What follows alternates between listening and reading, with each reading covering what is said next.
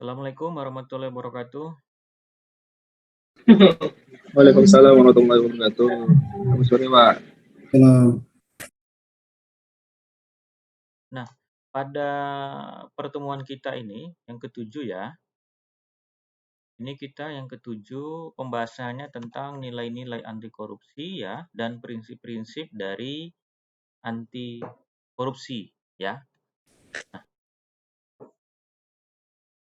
pada nilai-nilai anti korupsi ya, ini kita akan membahas meliputi kejujuran, kemandirian, kedisiplinan ya, pertanggungjawaban, kerja keras, kesederhanaan, keberanian, dan keadilan. Nah, yang pertama kita bahas terkait kejujuran. Jadi, kata jujur ini ya, menurut Sugono didefinisikan sebagai lurus hati, tidak berbohong dan tidak curang ya. Di mana jujur merupakan salah satu sifat yang sangat penting bagi kehidupan mahasiswa ya. Karena apa? Karena tanpa sifat jujur, mahasiswa itu tidak akan dapat dipercaya dalam kehidupan sosialnya. Nah, dari nilai kejujuran ini dalam kehidupan kampus ya, ini sangat diperlukan ya. Karena nilai kejujuran ini ibaratnya seperti mata uang ya, yang berlaku di dalam kehidupan di kampus ya. Karena jika kita atau mahasiswa misalnya terbukti melakukan tindakan yang tidak jujur, maka pada lingkup akademik maupun sosial dan selamanya ya, orang lain itu akan merasa ragu untuk mempercayai mahasiswa tersebut ya. Dan kemudian menyebabkan ketidaknyamanan bagi orang lain ya, karena selalu kita merasa curiga terhadap mahasiswa tersebut yang terlihat selalu berbuat curang ataupun tidak jujur ya. Jadi prinsip kejujuran ini harus dapat dipegang teguh ya oleh setiap mahasiswa sejak masa kini ya, sejak saat ini untuk dapat memupuk dan membentuk karakter mulia di dalam setiap pribadi mahasiswa. Kemudian nilai yang kedua, nilai-nilai anti korupsi kedua, kepedulian. Kepedulian merupakan untuk mengindahkan, memperhatikan, dan menghiraukan ya. Itu menurut Sugono definisi kata peduli. Nah, nilai kepedulian ini sangat penting bagi seorang mahasiswa dalam kehidupan di kampus dan di masyarakat ya. Di mana dengan seorang mahasiswa itu peduli, tentu memiliki rasa kepedulian terhadap lingkungannya, baik lingkungan kampus maupun lingkungan di luar kampus ya.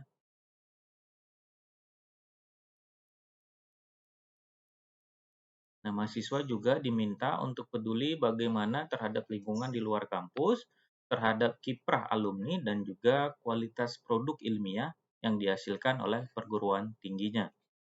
Ketiga adalah kemandirian, ya, di mana mahasiswa juga dapat diarti untuk kondisi mandiri bagi mahasiswa ya, itu dapat diartikan sebagai proses mendewasakan diri, yaitu dengan tidak bergantung pada orang lain untuk mengerjakan tugas dan tanggung jawabnya ya.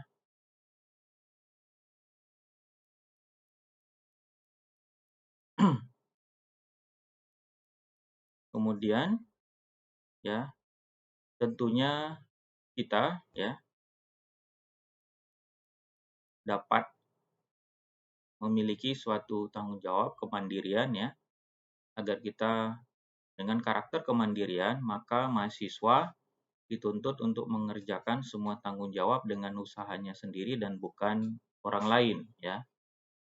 Nah, kemudian kedisiplinan ya. Disiplin di sini adalah taat kepatuhan ya pada peraturan. Tentunya dalam kehidupan kampus baik akademik maupun sosial, mahasiswa di sini perlu hidup disiplin ya. Kemudian kelima adalah tanggung jawab. di mana ya mahasiswa sebuah status ya yang ada pada diri seseorang yang misalnya telah lulus dari pendidikan terakhirnya dan berkelanjutan untuk melanjutkan pendidikan selanjutnya yang bernama misalnya universitas ataupun sekolah tinggi ataupun institut ya.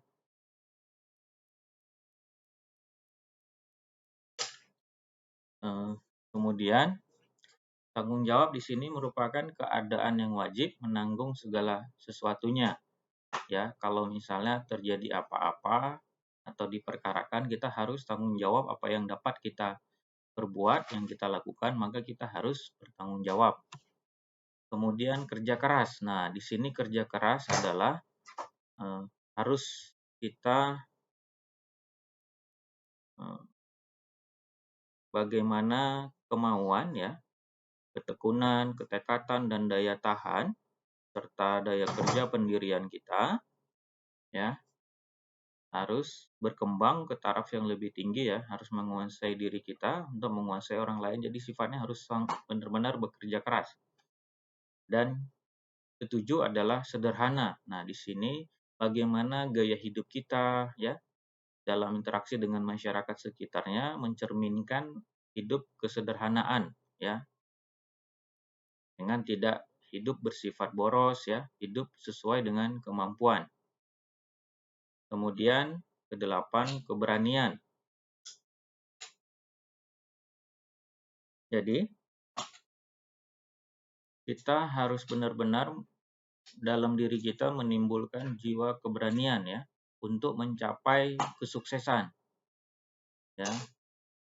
Tentu keberanian seorang mahasiswa itu akan semakin matang diiringi dengan keyakinannya. Keyakinan yang dimiliki bahwasannya harus melakukan suatu keberanian dan sikap keberanian. Kesembilan adalah keadilan ya. Di sini artinya adil tentunya tidak berat sebelah, tidak memihak ya. Jadi karakter mahasiswa di sini perlu dibina sejak masa perkuliahan agar mahasiswa dapat belajar untuk mempertimbangkan dan mengambil keputusan secara adil dan benar. Nah, itu tadi nilai-nilai anti korupsi. Nah, kita masuk ke prinsip-prinsip anti korupsi. Nah, prinsip-prinsip anti korupsi ini meliputi akuntabilitas, transparansi, kewajaran, kebijakan, dan kontrol kebijakan ya. Tentunya untuk mencegah faktor eksternal penyebab korupsi. Nah, yang pertama kita masuk ke akuntabilitas. Akuntabilitas di sini merupakan kesesuaian antara aturan dan pelaksanaan kerja ya. Jadi harus sesuai. Kemudian transparansi. Transparansi di sini merupakan prinsip yang sangat penting karena pemberantasan korupsi itu dimulai dari transparansi ya. Dan kemudian ketiga kewajaran. Nah, prinsip kewajaran di sini ditujukan untuk mencegah terjadinya manipulasi ya, kemudian markup ya maupun ketidakwajaran lainnya. Nah, keempat adalah kebijakan. Nah, prinsip dari kebijakan di sini ya, mahasiswa dapat mengetahui dan memahami kebijakan dari anti korupsi ya. Kemudian kelima, kontrol kebijakan merupakan upaya agar kebijakan yang telah kita buat ya betul-betul efektif dan mengeliminasi semua bentuk dari korupsi. Nah, demikian ya, itu untuk prinsip-prinsip dan nilai-nilai anti korupsi. Nah, untuk pertemuan yang selanjutnya yang ke-8 itu adalah UTS ya. Jadi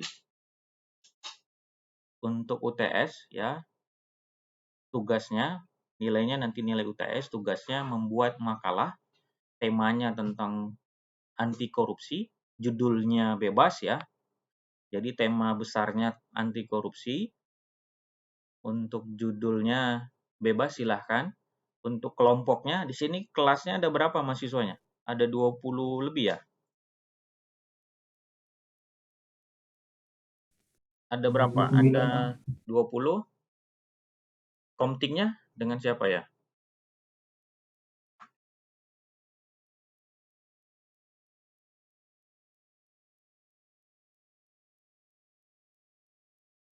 Halo?